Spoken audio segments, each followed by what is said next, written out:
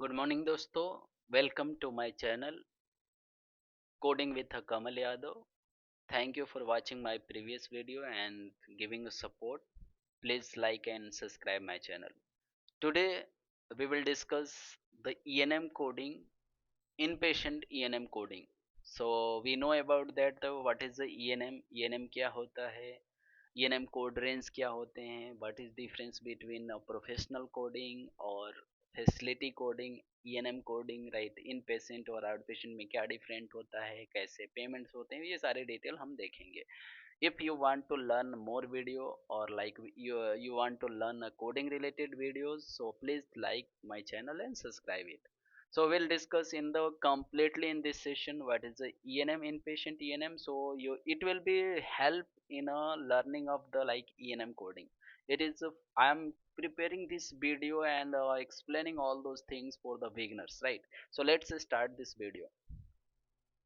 Coding with Kamal Yadav. This is my channel name also, so you can like and subscribe my channels. We had already added so many videos regarding the outpatient department. So let's discuss about the overview of the facility inpatient based ENM services. Facility and ENM coding applies to patient admit, observed, or receiving care in a hospital setting, including acute care hospital, observation units and critical cares.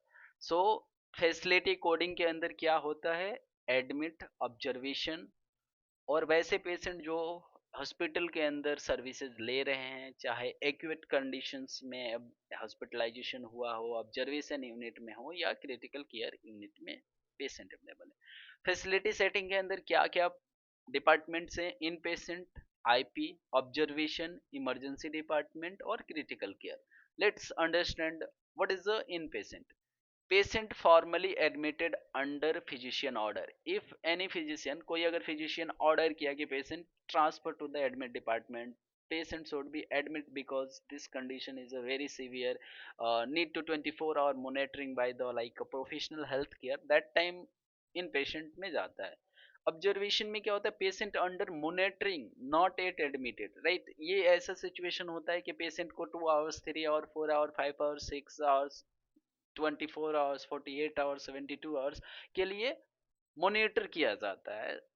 So in this scenario observation माना जाता है. अब इन patient observation होता है, उसके बारे में भी डिटेल में देखेंगे. Emergency department treated without admission. अगर कोई पेशेंट है, इमरजेंसी सिचुएशन में है, क्रिटिकल सिचुएशन में है, अब या पेशेंट फील कर रहा है कि नहीं मुझे मोर अटेंशन है, मुझे अभी अभी फिजिशियन से चेकअप करवाना है, he feel like this condition is worsening, so that time they visited to the ED department. This is a kind of outpatient department, but it is also available in a hospital setting.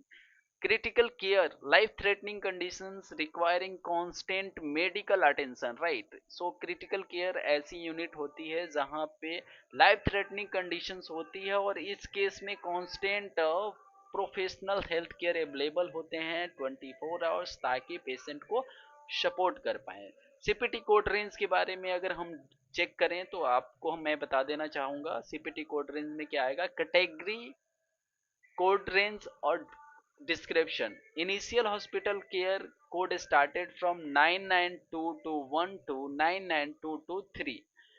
First hospital encounter by admitting physician. Subsequent hospital care code started by 99231 to 99233. Daily routine and follow up by attending physician, right. So ये subsequent code होता है. Observation care initial days like same day admit or same day discharge from the observation. So code is here 99234 to 99234 36, sorry. Observation care initial follow up like it is started 99221 to 99223, used when the observation spans multiple days, like observation patient stay 1 day, 2 day, 3 day, like between the like 8 hours through to the 72 hours, that time we are using this code. Hospital discharge day management, right. So used for the final day of a stay, like that day patient is okay, everything, every condition is resolved, now he is okay to go to the home. अब patient like घर जाने के स्थिति में है, उस case में हम कोड यूज करते हैं discharge. That code is a completely time based code 99238 for the 30 minutes और 99239 for more than 30 minutes. Critical care code started from 99291 से लेके 99292, ये लाइक ये भी टाइम बेस्ड कोड होता है फॉर हाई एक्विटी और life threatening condition requiring a direct physician attention. In this scenario हम ये कोड करते हैं। Let's understood the what is difference between the physician like professional coding और facility coding और billing। so aspect क्या है हमारा, उसमें हम पॉइंट्स डिस्कस करेंगे, पर्पस क्या है, code like CPT code use क्या है, डॉक्यूमेंटेशन सोर्स क्या होता है, बिलिंग और कोडिंग एंट्री क्या होती है, ऑडिट फोकस क्या होता है। फिर प्रोफेशनल कंपोनेंट में हम बात करेंगे फैसिलिटी और टेक्निकल कंपोनेंट्स के बारे में बात करेंगे। सो पर्पस ऑफ प्रोफेशनल कोडिंग क्या है, payment for the physicians, payment for the doctors, cognitive and decision making services. Physician ने क्या सर्विस दिया, क्या डिसीजन लिया, क्या उस प्रोवाइडर के द्वारा, डॉक्टर के द्वारा क्या सर्विस दी गई है, उसके पेमेंट सिस्टम प्रोफेशनल सर्विसेज के अंडर आती है। फैसिलिटी और टेक्निकल कंपोनेंट में क्या होता है, payment for the facility, overhead और नर्सिंग इक्विपमेंट सप्लाई और room like how many days staying. So this, अब पहला डिफरेंस क्या है कि पेमेंट फॉर द फिजिशियन, दूसरा है पेमेंट फॉर फैसिलिटी। सो ये हमारा डिफरेंस हुआ। दूसरा क्या होता है कि सप्लाई इक्विपमेंट रूम, इन सब चीजों को कोड कौन करेगा, फैसिलिटी लाइक इन पेशेंट और टेक्निकल कंपोनेंट्स लाइक एमआरआई हुआ, मशीन सिटी स्कैन हुआ। सो इस केस में हम करते हैं, जैसे आपने यूज किया होगा 26 for the professional component, TC modified technical component for the like facility. Code range क्या होता है, 99221 से लेके 99449 फिजिशियन ईएनएम कोड्स होते हैं। Hospital assign internal APC code और DRG level code, not CPT based for ENM. Like अगर ENM session है तो उस केस में ये नहीं करेगा, उस केस में ये डीआरजी कोड लगाता है। ड्रग रिलेटेड ग्रुप कोड्स आते हैं, डायग्नोसिस रिलेटेड ग्रुप कोड्स होते हैं, इसके बारे में डिटेल से डिस्कस करेंगे, आप इसे समझो। डॉक्यूमेंटेशन सोर्स में फिजिशियंस नोट्स होता है जिसे मेडिकल रिकॉर्ड बोलते हैं, एमडीएम और टाइम बेस्ड डॉक्यूमेंटेशन अवेलेबल होते हैं।